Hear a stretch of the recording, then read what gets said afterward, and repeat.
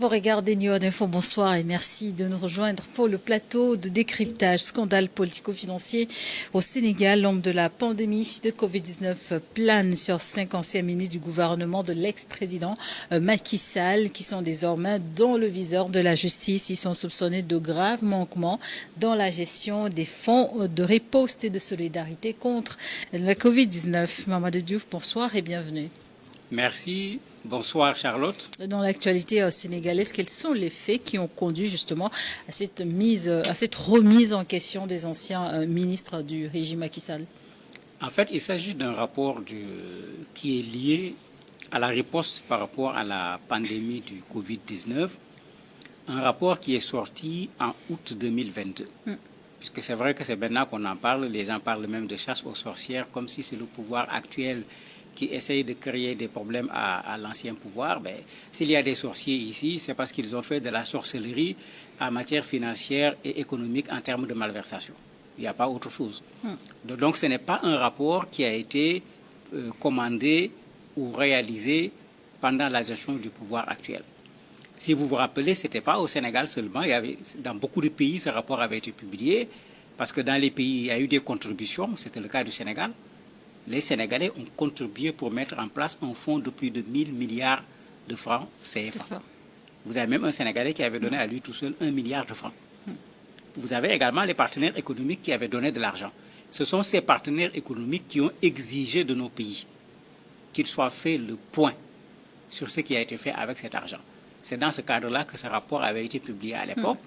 Les malversations avaient été dites et le pouvoir en place avait dit c'est pas grave, il y avait plus de 1000 milliards, les choses tournent autour de 6 milliards. En faisant le pourcentage, on avait trouvé que c'était pas trop grave, puis plus personne n'a entendu parler du rapport. Il se trouve que quand le pouvoir actuel est venu, ils ont mis ce rapport à la disposition de la justice. Cela fait 7 mois. Ces gens ont exploité le document. Maintenant, nous sommes à l'étape où un certain nombre de personnes sont en train d'être arrêtées par rapport à ce rapport. Ici, ajoute que ce n'est pas le seul rapport qu'on leur a donné. Il y a d'autres rapports qu'on leur a donnés. Il y a 292 personnes qui ont été arrêtées. Mais ces 292 personnes ne sont pas toutes liées à la question du Covid et ça a donné à la chose une ampleur beaucoup plus forte alors que c'est plusieurs dossiers qui ne sont pas les mêmes. Il y a le rapport du Covid, il y a des rapports de l'OFNAC, il y a des rapports... Mais tout de même qui ont des rapports qui ont un lien avec la gestion par l'ancien régime. Oui, c'est toujours la gestion des biens publics, mais il y a le rapport Covid qui est spécifique ici. Pour le rapport Covid de façon spécifique, c'est 27 personnes qui ont été arrêtées au moment où le procureur faisait la conférence de presse pour faire le point sur ce rapport Covid. Et quel est le rôle ici concernant cette affaire politico-financière? Quel est le rôle de la Cour des comptes et quelles sont les réelles préoccupations? En fait, les réelles préoccupations ici, c'est de savoir est-ce que l'argent, parce que quand on parle d'économie et de finances, il y a deux aspects dedans. Le premier aspect, c'est la procédure. Comment l'argent entre, comment l'argent sort. Je ne parle pas de l'argent liquide, mais qui ordonne les dépenses, qui exécute, etc. Il y a cette question de procédure qu'il faut régler d'abord, où il peut y avoir des fautes quand certains aspects ne sont pas respectés. Il y a maintenant l'argent qui sort, qui nécessite des pièces justificatives. Il y a eu des problèmes sur tous les niveaux. Quand je dis sur tous les niveaux, pour se faciliter la tâche, les gens se sont permis, au lieu d'aller prendre l'argent au trésor public avec des chèques, d'ouvrir un compte en banque pour faciliter l'accès à l'argent. Mais il y a un monsieur qui est allé plusieurs fois en banque, tous les jours, plusieurs jours de suite. Pour des retraits. Tous les jours, il a retiré 100 millions de francs CFA. Qu'est-ce qu'on fait avec 100 millions de francs CFA en une journée? Ça pose problème. La procédure elle-même pose problème. 100 millions de francs CFA en liquide dans un État, comme s'il n'y a pas de chéquier, il n'y a aucune autre possibilité de faire des paiements que de toucher de l'espèce. 100 millions par jour, pendant plus de 10 jours. Vous vous rendez compte de ce que ça représente comme somme en matière de liquidité.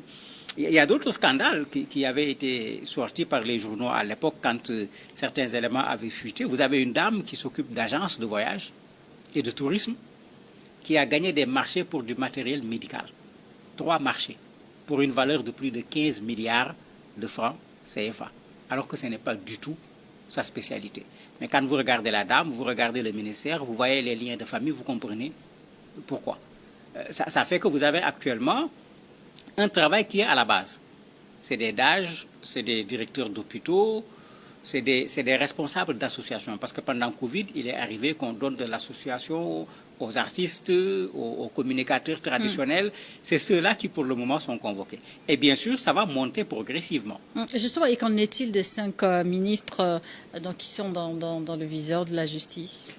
Le procureur n'a voulu rien dire. Quand le journaliste lui a posé la question, il a dit que eux, leur rôle, le ministre sort du cadre de leurs compétences sur le plan juridique. Cela dit, à l'heure actuelle, aucun nom officiellement n'a été cité. Il n'a donné aucun nom. Un journaliste même lui a pour demander qui sont les ministres concernés. Ces ministres concernés. Il dit que ça ne fait pas partie de leur juridiction et il a raison. C'est la haute cour de justice qui doit les juger. Cette haute cour a déjà été mise en place au niveau de l'Assemblée nationale.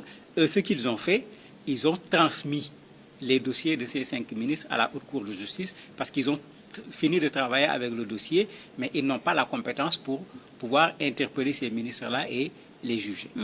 Vous le disiez tantôt, après la pandémie de Covid-19, ce genre de scandales se sont éclatés dans différents pays d'Afrique. Mais selon vous, quelles sont les réformes ou mesures qui devraient être envisagées pour éviter ce type de situation à l'avenir? Est-ce qu'il faut parler de mesures? Il faut parler de respect des textes qui existent. Parce qu'en fait, dans ce rapport, ce qui ressort, c'est que partout où il y a eu faute, il y a des règles qui n'ont pas été respectées. Ce n'est pas parce qu'il n'y avait pas de règles. Il y avait une seule exception. Covid, avec le caractère urgence, avait fait que sur les marchés publics, la procédure avait été un peu facilitée. Parce que la procédure est très longue, alors qu'ici, il y avait de l'urgence. Mais quand vous dites que Covid, c'est une urgence, quelqu'un prend l'argent de Covid pour aller acheter des motos qui n'ont rien à voir avec Covid. Ce n'est ni pour distribuer des masques, ni pour distribuer du gel hydroalcoolique. Mais il y a un problème. Parce que c'est de l'argent de Covid qui a été utilisé pour des choses qui n'ont rien à voir avec le Covid. Quelqu'un a organisé un cocktail qui, tenez-vous bien, a coûté 40 millions de francs CFA, juste pour la signature d'un contrat, qui n'avait rien à voir avec Covid, etc. Donc ce n'est pas que seulement les gens ont pris l'argent, mais les gens en ont profité pour faire avec l'argent du Covid, mais des choses qui n'avaient pas été prévues du tout, des réparations de voitures, achat de pots de fleurs, sans compter la surfacturation qui a accompagné l'ensemble de ces achats. Et c'est tout cela que le rapport a mis en évidence et les gens sont en train d'être interpellés progressivement en fonction de leur niveau de responsabilité. 180 pages, ce rapport publié, disons, en décembre 2022. Comment est-ce que le parti de l'ancien président a réagi à la situation? Ils avaient réagi déjà en 2022 en considérant que ce n'était pas aussi grave que ce que les gens voulaient faire croire, en disant que non, si on regarde l'ensemble des malversations, ça tournait autour de 6 milliards de francs CFA sur plus de 1000 milliards. Et ils avaient joué sur la valeur relative en regardant le pourcentage pour dire que ce n'est pas aussi grave que cela. Mais surtout, rien n'a été fait pour déposer ce rapport en justice comme ce qui devait se faire. Tout le monde connaît l'expression du président Macky Sall. Il disait tout le temps, il a mis le coude sur les rapports, il a mis le coude sur ce rapport. Mais pendant le même moment, même avant que le rapport ne sorte, les gens se posaient des questions. On a vu des gens, pendant Covid, acheter 2 maisons. Alors qu'ils étaient au cœur de l'affaire de Covid et de l'argent. Dès ce moment, les journalistes avaient indexé des personnes en disant qu'il y a quelque chose qui n'est pas clair avec celui-là. Fonctionnaire, comment il peut, sur une période aussi courte, acheter 2 maisons à Dakar, pour ceux qui savent combien coûte une maison à Dakar, et pas n'importe quelle maison. Donc il y avait des soupçons qui étaient là, qui fuitaient au niveau de la presse, mais il n'y avait pas d'éléments. Mais malgré tout, le parti était en train de nier tout cela. Aujourd'hui, ils parlent de chasse aux sorcières, ce qui n'est pas vrai. C'est eux, avec leur pouvoir, qui ont produit ce rapport. Le pouvoir actuel n'a fait que remettre le rapport à la justice. Et pensez-vous que cette affaire pourrait avoir des répercussions sur la stabilité politique du pays? La stabilité politique, non, puisque au départ, les Sénégalais avaient eu tendance à dire à ceux qui sont arrivés au pouvoir, le président Diomaye et le Premier ministre Ousmane Sonko, travailler et oublier ces gens. C'était ça la tendance la plus forte à l'époque. Mais progressivement, plus les rapports sortaient, plus les gens voyaient le scandale, plus les gens voyaient le niveau également du scandale, mais les gens ont commencé à exiger la reddition des comptes. D'ailleurs, même, il y a eu un débat à l'Assemblée, il y a eu un débat au niveau du Sénégal où les populations sont en train même de vouloir qu'on fasse pression sur la justice pour qu'on arrête. Et les populations disent même arrêtez un tel, arrêtez un tel. Il y a même un député à l'Assemblée qui a dit ce jour-là, quand on faisait quand on revoyait la loi sur l'amnistie, Monsieur le ministre de la Justice, comme on va voter la loi aujourd'hui, demain, commencez à arrêter les gens. Mais la justice ne fonctionne pas de la sorte. C'est vrai qu'elle est rendue au nom du peuple sénégalais, mais la justice également a des règles et des procédures qui doivent être respectées. Donc je ne m'attends pas du tout à ce que ça pose problème sur le plan politique. Ce qui va se passer, c'est qu'on verra des gens baignés dans un scandale alors qu'on ne s'y attendait pas, parce que cela a touché plusieurs personnes. Il y a même un journal qui avait titré « Covid-19, un scandale, 1000 personnes concernées ». Puisqu'on voit déjà le nombre de personnes, alors qu'on est encore juste à la base. Ça va remonter pour aller vers les premiers responsables. La lutte contre la délinquance économique et financière demande du temps, de la détermination. Pensez-vous qu'ils iront jusqu'au bout? Ils sont obligés d'aller jusqu'au bout. Parce que d'abord, c'était une promesse électorale. C'est une demande sociale, comme on le dit au Sénégal. Les populations exigent aujourd'hui une reddition des comptes de façon extrêmement claire. Même dans la procédure, quand ils ont arrêté un certain nombre de personnes, ils les ont interrogées, ils les ont mis sous contrôle judiciaire. Ces personnes ont déposé une caution qui est équivalente à la somme qui leur est reprochée. Quand ces personnes ont bénéficié de liberté provisoire, mais beaucoup de Sénégalais se sont plaints en disant non, ils ne doivent pas bénéficier de liberté provisoire. Ben, le procureur a répondu pour dire mais ce qu'on a fait que respecter la loi. Nous n'avons pas encore déclaré quelqu'un coupable. On n'est pas encore au jugement, on est dans la procédure. Il y a des choses à reprocher à la personne est venue, elle a été interrogée, ce qu'on lui reproche, elle a déposé, c'est entre les mains de la justice, même si la personne disparaissait, il n'y a plus de préjudice sur le plan financier. Donc on peut accorder à cette personne une liberté provisoire que beaucoup de populations n'ont pas acceptée en disant qu'il fallait les garder dans les liens de la détention. Le rapport publié a listé de nombreuses fautes de gestion de fonds de 700 milliards de francs CFA, équivalent d'1 milliard d'euros mobilisés par des bailleurs et l'État sénégalais. Vu l'ampleur de la situation, est-ce que l'ancien président lui-même risquerait de répondre devant la justice sénégalaise? Il risquerait de répondre, parce que je parlais tout à l'heure de la manipulation des fonds. Des fonds. Où il faut pouvoir avoir déjà un ordre qui demande de faire une chose et de respecter ce qui a été dit. Mais il y a de l'autre côté, là d'où viennent les ordres. Tout le monde se rappelle les images du président Macky Sall venant superviser les camions remplis de riz qui partaient dans toutes les directions au niveau du Sénégal. Et surtout, à cette époque, il avait supprimé le poste de Premier ministre. Donc, il n'a pas de fusible. Ces ministres qu'on est en train de vouloir poursuivre, ces sommes d'argent qui sont dites. Vous venez ici, on vous dit que dans l'achat du riz, il y a une surfacturation d'environ 2,7 milliards de francs CFA. Juste sur l'achat du riz. Je ne parle pas de l'huile, du savon, des cache-nez où on nous a fabriqué les cache-nez artisanales que même quand on a donné aux élèves, les élèves ont refusé d'utiliser. On vous dit qu'on les a fabriqués à plus de 2 milliards de francs CFA pour un nombre, si quand tu fais la division, le cache-nez en tissu local coûtera combien? Il y a tous ces problèmes qui sont là. On ne peut pas dire que dans tout ça, le président de la République n'était pas informé. D'autant plus qu'après, quand il a reçu le rapport, c'est lui qui n'a pas mis le rapport à la disposition de la justice. Donc il y a des gens qui commencent déjà à réclamer à ce qu'ils viennent répondre. C'est le cas du député Guy-Marie Sagna qui a déjà demandé à l'Assemblée, puisque le président ne va pas être jugé par le pôle financier, d'actionner la haute cour de justice pour demander au président Macky Sall de venir s'expliquer. Quels sont les impacts de ces situations dans la communauté sénégalaise?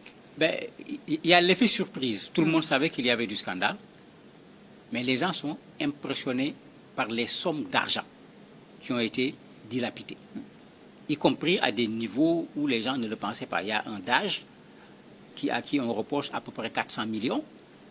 J'allais dire même, il a commis l'erreur de venir cautionner 400 millions. Mais quand il a cautionné 400 millions, tout le monde a posé la question, mais comment un DAGE, un fonctionnaire d'un ministère, peut avoir 400 millions à disposition pour pouvoir mettre ces 400 millions à disposition en 48 heures? Ça pose un autre problème. On risque de lui demander de justifier d'où viennent ces fonds. et ça risque de poser un autre problème d'enrichissement illicite. Et ce n'est pas lui seul qui est dans ce cas. Il y a d'autres personnes qui ont fait la même chose. Sur d'autres dossiers, il y a quelqu'un qui a cautionné 34 milliards de francs CFA. Mais ces personnes, en mettant en évidence leurs avoirs, sans s'en rendre compte, sont en train de s'exposer également à une autre poursuite où on va leur demander de justifier d'où vient cet argent. On s'en souvient, à son arrivée au pouvoir, l'actuel président Jammeh Faye a déclaré que son prédécesseur était parti en laissant les caisses de l'État vides. Oui, mais ça, c'était les caisses par rapport à la présidence, puisqu'il y a des fonds qu'on met à la disposition de la présidence de façon progressive. Ils avaient utilisé les fonds. Il y avait des fonds qui avaient été prévisionnés pour 2025, qu'ils ont 650 milliards, ce n'est pas quand même petit, qu'ils ont utilisé en 2024, alors que ça, c'était en relation avec les partenaires internationaux. Donc, c'est sur ces éléments qu'il parlait en disant que, sur tous ces éléments qu'il devait trouver sur place, quand il est arrivé, il n'y avait absolument rien dans les caisses. Quelles sont les prochaines étapes, donc, dans la gestion de cette affaire? Ce qui intéresse le plus les Sénégalais, parce que c'est comme si la justice a commencé par le bas, alors que les Sénégalais voulaient qu'on commence par le haut. Donc actuellement, la grosse question, c'est qui sont ces 5 ministres, bien que tout le monde les connaisse. On ne dit pas le nom parce que la justice n'a pas dit les noms, mais on connaît les ministères qui avaient été les plus impliqués dans cette affaire du Covid. C'est essentiellement d'abord le ministère de la Santé, ensuite le ministère qui s'occupait des affaires communautaires et autres, puisque c'est eux qui se chargeaient de la distribution du riz, etc. Bon, d'autres ministères étaient accessoirement concernés par cette affaire. Donc ces 2 personnes sont déjà citées partout dans les médias du Sénégal, et les Sénégalais sont pressés qu'on aille vers les ministres et que des ministres qu'on aille vers le président. Le moins qu'on puisse dire pour le moment, affaire à suivre. Oui, affaire à suivre. Merci, Mamadou Diouf. Merci à vous également de nous avoir suivis dans le décryptage du jour.